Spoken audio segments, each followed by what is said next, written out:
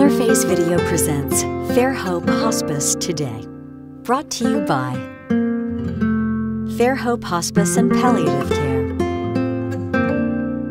Fairfield Federal Savings and Loan, Fairfield Medical Center, the Fairfield County Board of Developmental Disabilities, Dagger Law, and the Frank E. Smith Funeral Home.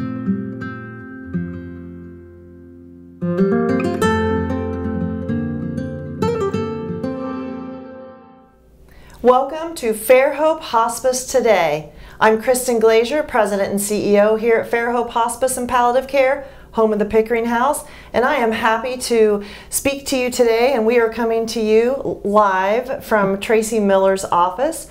Tracey is our Grief Support Manager here at Fairhope Hospice. Welcome, Tracey. Thank you for having me here. Yeah, glad to have you today. We are in a whole different setting today.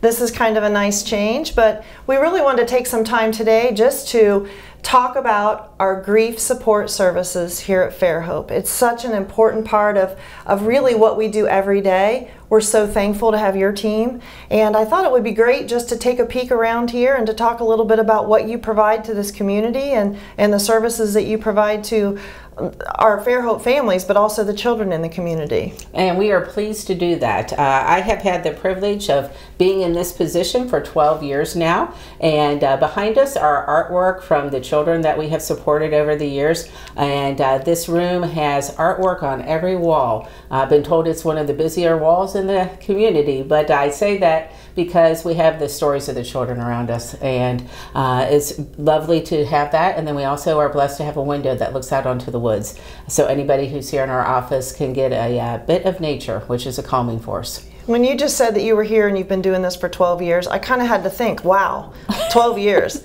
Can you tell our viewers today a little bit about how that got started? Sure. And so the first time I walked through the doors of the Pickering House was in 2007, holding the hand of a loved one. I came back again in 2008, and between those two moments, I had decided to become a volunteer.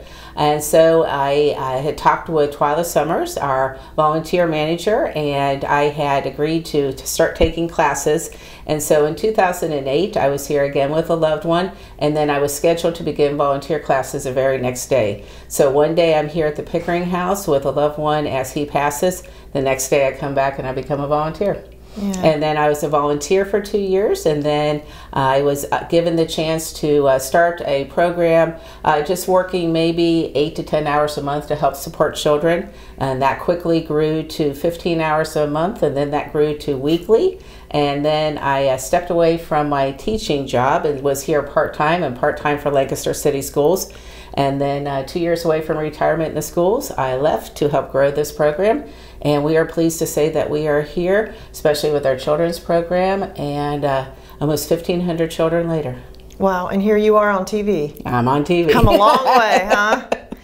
You know, we really wanted to take a minute today just to kind of talk about how important grief support is. And as the start of school is happening, you know, we have a lot of children in the communities that we serve and that you hear from that just have been through a lot. They've had a lot of death, a lot of loss at different levels. We have a lot of grandparents who are raising, you know, their grandchildren.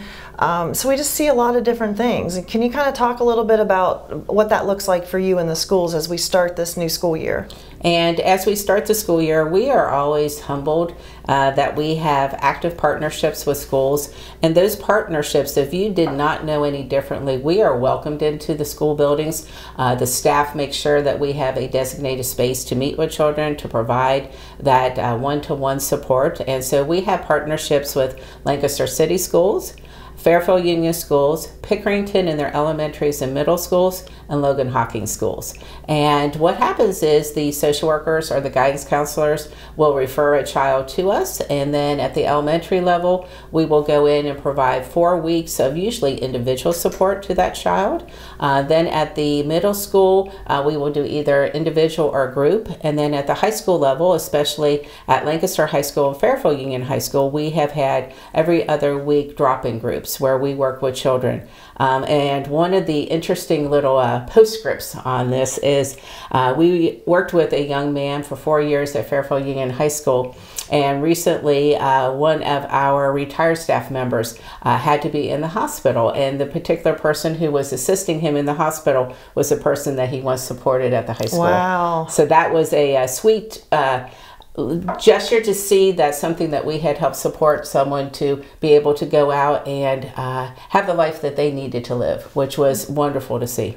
You know, I think sometimes we think that with children, if you don't talk about it, if you push this away, if you just kind of ignore the topic, then things go away, things get better. But that's really not the case. You know, with my social work background and all the knowledge that you have, you know, you really need to work through and face head on and address the grief issues. So for instance, this young man has made it through school, now he's in his career, and you know, it's hard to know what happens if they don't process that grief. Exactly, and it's such a thrill for us to see people be able to, you know, the teens, you know, anybody we supported through the elementary, through the teens, you know, be able to feel that their grief is heard. The premise of the entire children's grief program, we call that PALS, which stands for Peace, Acceptance, Love, and Support, is that they were heard. And we wanted to make sure that they're heard. And we are blessed here at Fairhope that we do it in a variety of ways. The other part that we really need to stress, and people don't always realize this, is that any of our grief support, whether it's for children or adults, is provided free of charge, and you don't have to have a loved one on our hospice service to get that support, which means we are talking to individuals who have a loved one that may have died as the result of a car accident, an unexpected medical emergency, an overdose, sadly a suicide. And so we will meet people with various losses, and the one common denominator is everybody's heart hurts. Yeah, absolutely. Yeah. And you know, I think that's so important. I know that you said it, and I was thinking it, that you know, we are able, by this wonderful community that supports us, to provide all of those services for free, no cost. Right. And just knowing that the community families can go to their teachers, they can make a phone call here to 740-654-7077 and ask for some guidance and you know, to talk to someone about getting some grief support wherever that may be, at home, at the schools, even here at our grief center. And it's important that we continue to meet the need when the need arises to the best that we can. And the important part too, to speak to what you mentioned about telling children the truth, people will look and they will say, well, how can you keep doing this? You know, you've been doing this for 12 years. And I say, I meet children when they're sad. You don't get to see the children when they start to talk about their loved one, be able to hold on to the memories, and then move from the sad to having some of the smiles. And we don't want them to not have sad moments, because we all do when we think about those who have meant something to us. But we also need to let them know that it's okay to live your life to thrive and to have those moments of happiness. The other part that I think we bring to the table is when we go in, we use what I call the D words. We will say die, dead, death. Children need to hear those words, and they want to hear the words. They want to be able to talk about it. And so we go in, and in a sense, we make that conversation okay to have. Do you think sometimes that's, if families don't want to share those actual words because they're not sure if the children will understand, if they'll accept it, if it'll scare them? I think that, and I think no parent, no grandparent wants to see a child cry. Yeah. So I look at the tears and I say that those tears are a sign of love. So we are very blessed that the schools recognize that we come in and provide a place of safety, and that we are open to having those conversations. And it depends on your perspective. Fortunately or sadly, we have done those conversations a while, so that we don't have that shock value on anything that someone's going to tell us. Yeah. We can sit there and meet the child where they are. Yeah. You know, how do you, I know we have just a few minutes left here in this segment, but I kind of want to touch on how you manage things when you meet with a student. So it's absolutely not grief counseling, and we talk about that a lot, and that's important because we're going to give these students the tools that they need to cope, and they can use those for the rest of their lives. And so we say education and support. We do not use the term grief counseling because sometimes people think counseling implies that there's a problem to be fixed. Grief is not a problem to be fixed, it's to be supported. So basically we go in and we just say, we're here to hear the story. Tell us about grandma, tell us about grandpa.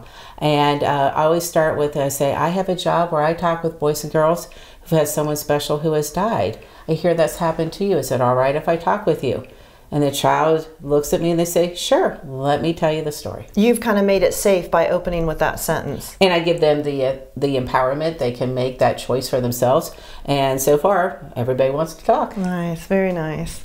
Well, if you're interested at all in, if there's someone that you love, someone that you're concerned about that may need some grief support, please feel free to call here into Fairhope Hospice. The number is 740-654-7077. You can go to our website, which is fairhopehospice.org. Tracey is glad to take phone calls. Your life is probably about to get pretty busy, and we're thankful that you're here for us. And we appreciate being here. It's been a wonderful journey.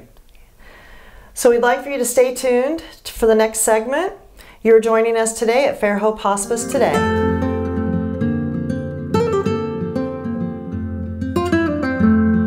When I volunteer, when I come over here, the first thing I think about is my dad.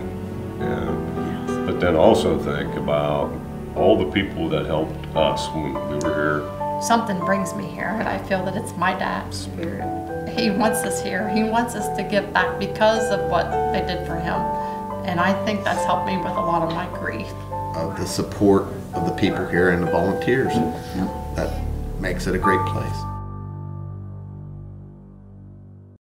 Can I visit my doctor online? Our providers offer telehealth appointments that fit your schedule, allowing you to get the care you need when you need it. Whatever you're searching for, you can find it at Fairfield Medical Center.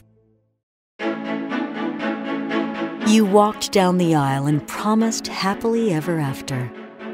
Sometimes happily ever after means ending a relationship.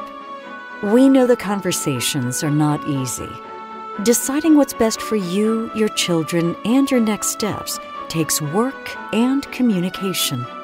At Dagger Law, we know there are no monsters in a divorce, only people trying to find their way. Local, trusted, experienced. Dagger Law. You quit smoking and thought, that's that. But here's the thing about lung cancer. By the time you see the symptoms, it could be too late.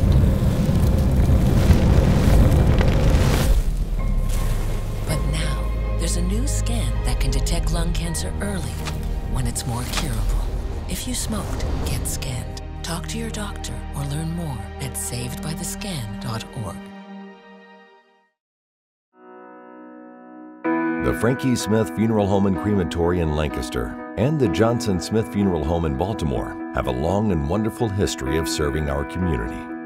Feel free to give us a call at 740-653-0652. Stop in and see us at either of our two locations, 405 North Columbus Street in Lancaster and 207 South Main Street in Baltimore. Respect for tradition, regard for change. We could not have done, as a family, what the Pickering House did for my dad. No way. I mean, you just can't match that care, at home. They made the whole entire family feel comfortable every step of the way.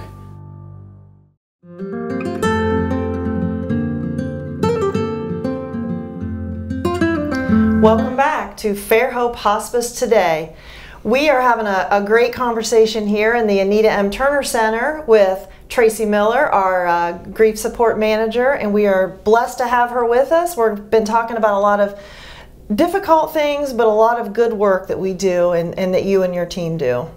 And again, we A lot of what we do is because of those partnerships with our school districts, and I always have to give them the credit for allowing us to come in. And if you didn't know better, you would think that we were part of the regular staff, because they welcome us in, make sure we have space. And the students was always amazing, especially the little ones. If we've worked with them 1 or 2 sessions, is they will come into the office, and people who don't know us will happen to be in the office, and they're stunned that they're hugging us, and they're wanting to, have their story told. So it's beautiful. And then the school staff, when we create some of our special memory making projects, activities, the administrative assistants, the secretaries are so sweet to look at those, and they want to hear the story, and so they're there to be that support. Well, I think that really shows that there's a lot of healing all the way around. Plus, it's teaching those employees really how to accept that and feel comfortable with the students talking about their loss. And I think that's the beautiful point. My background is I was a speech therapist in the schools.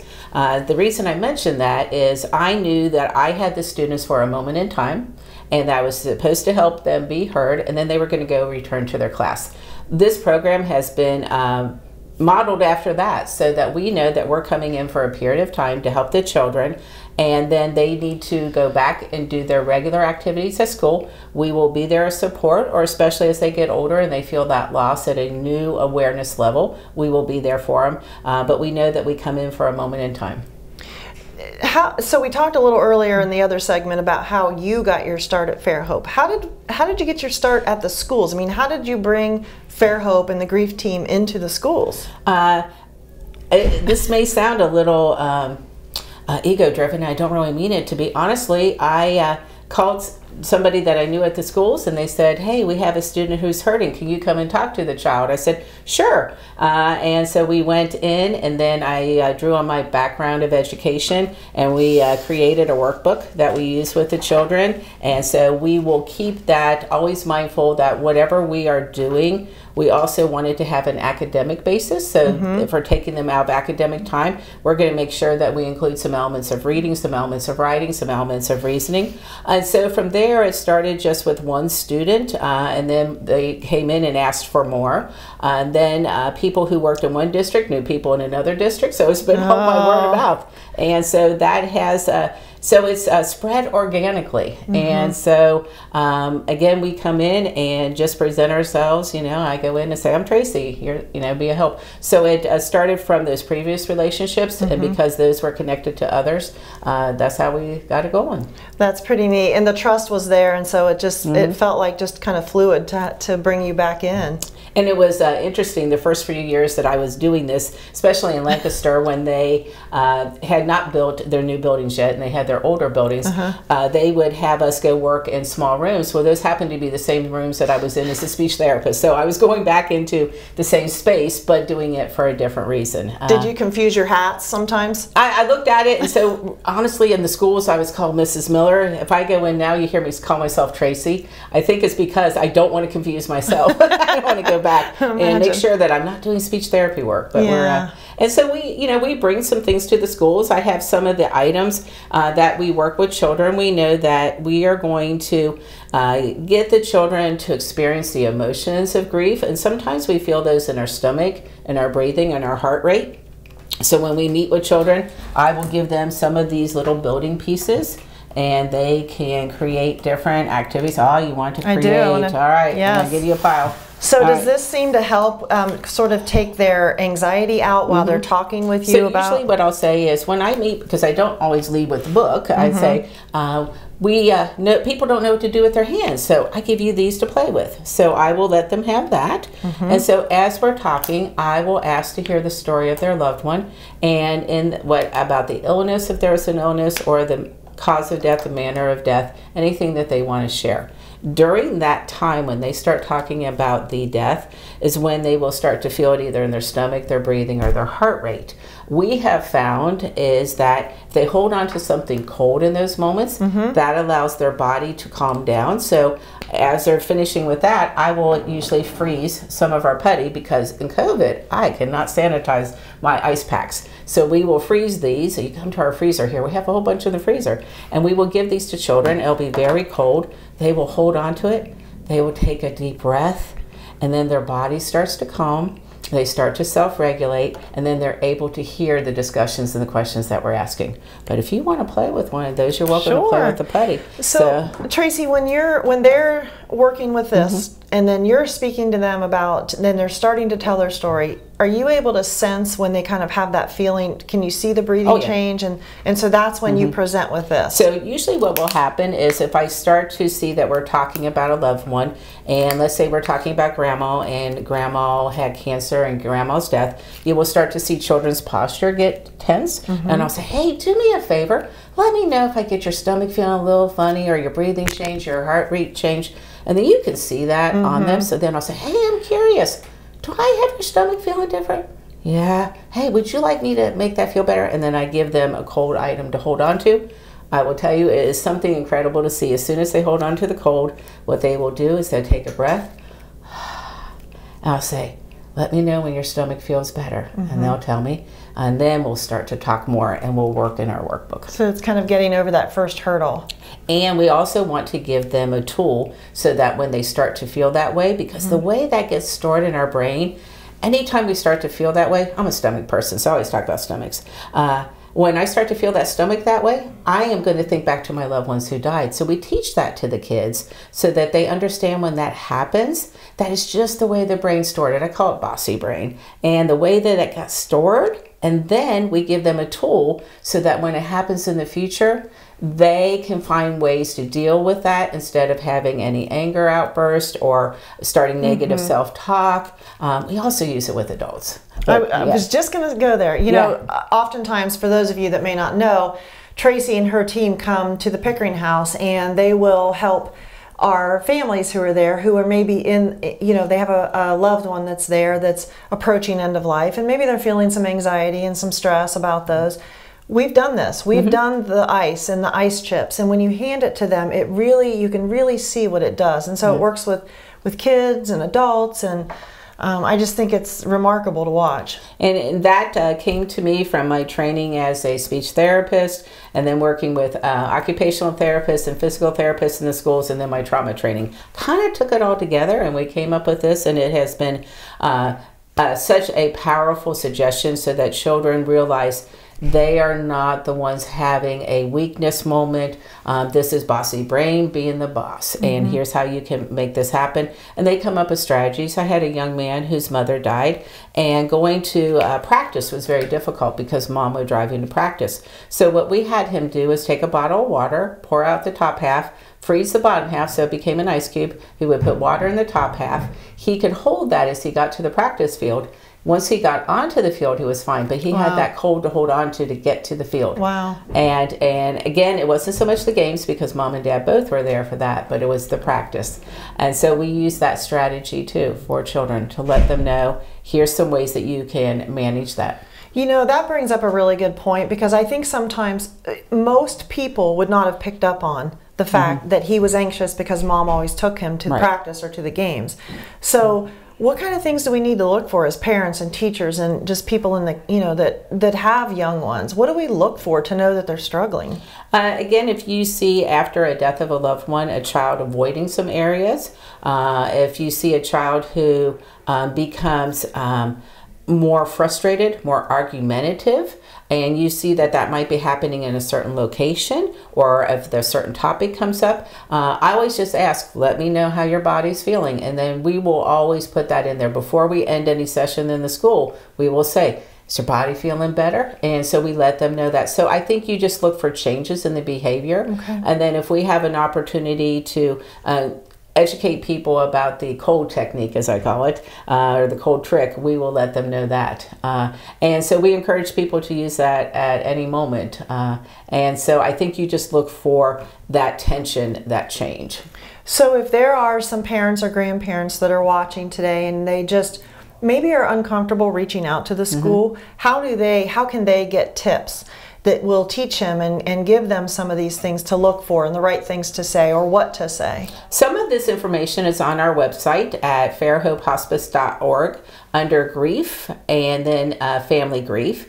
The other, if you need some suggestions, we often will talk to people on the phone and give people instructions. We can also mail some of our handouts or email our handouts. Again, my background is education and support, which works beautifully because the purpose of our grief team is to provide education and support. So we continue to do that. Great. And that number that they'll need to call is 740-654-7077. As Tracey mentioned, fairhopehospice.org will get you to our website to gather some information there. We also have a really interactive Facebook page, which often has some tips for just support and for grief. So please go ahead and go to that page and like us, and you can gather some information from there. And I have our wristbands. Can I tell you a favorite wristband story? Yes, please do. So these wristbands, they say Fairhope Hospice Pals on there. And then we at Fairhope believe in celebrating life. So it says celebrate life. And we have, for those who like blue, we have blue. For those who like the pink, we have the pink. But what is special about these is they glow in the dark. So when I give them to a child, I will say, would you like one of our wristbands? Yes. And I said, you know what I really like about this? When I find that I'm missing my mom, I have this, and in my bedroom at night, it will glow in the dark, and then I know that I'm not alone, and I feel her love. Now, an extra special story on this is we gave this to somebody up at the Pickering house whose dad died on our service, and she was not able to be here at the time of death, which is not unusual. Most children are not present when a loved one dies. They're usually with friends, family, or asleep, which is exactly where the patient needs them to be. So after her father died, she goes, I just have one question. Was he wearing the wristband that I gave him to wear? And I said, yeah, he was wearing that. And so interestingly, I don't always check on those things when someone passes. In this case, I did. And he was wearing this. And her reaction was one that totally surprised me. She goes, oh, that's wonderful. Because you know what? When they put his box in the ground, he's going to have this glow in the dark, and he's going to know he's not alone. Oh my goodness. That is, so when you ask about what do children know, yeah, that's a very real conversation, but she knew what was happening, but this brought her comfort. So that we try to use any tool that allows them to stay connected. So that's one of my favorite glow-in-the-dark stories. That's really cool. And you know, kids think so differently, even, you know, than we do as adults. You know, I'm sure it was very important to her to know that he was going to have some light. He was going to have some comfort. It comforted her. So that's really cool. And then when I saw her at a school 4 years later, and she came up and she goes, I remember the wristband. And I was like, oh my goodness. And of course it took me a few minutes because she had gotten a little bigger, you know, taller, and I'm like, okay. But yeah, those are the powerful moments that we get to share. We get to hear the stories of connection. We also can help the children who struggle with an item. We had a person who, grandpa's walking stick was by a door. He wouldn't let grandma move it, but for grandma it brought her pain, but he needed it there. So we encouraged him to take a picture of it. He took a picture of it, and then he came back and said, it can go now, because he had that memory. But grandma didn't have to live with that pain. Wow. Sometimes we just need to listen, hear, and they'll kind of guide us with what they need. And we're grateful for everybody here in the leadership at Fairhope that allows us to grow this program and make it what it is today. Well, Tracey, thank you. I thank you every day. I'm thankful for your whole team. I appreciate that. You do good work, and it's just been a blessing to have you on our show today. So for more information, remember, please call 740-654-7077. You're welcome to go on Facebook and read all about us and follow us. Also, the website, fairhopehospice.org. Remember to celebrate life always, and thank you for joining us today on Fairhope Hospice Today. Interface Video presents Fairhope Hospice Today. Brought to you by Fairhope Hospice and Palliative Care, Fairfield Federal Savings and Loan, Fairfield Medical Center, the Fairfield County Board of Developmental Disabilities, Dagger Law, and the Frank E. Smith Funeral Home.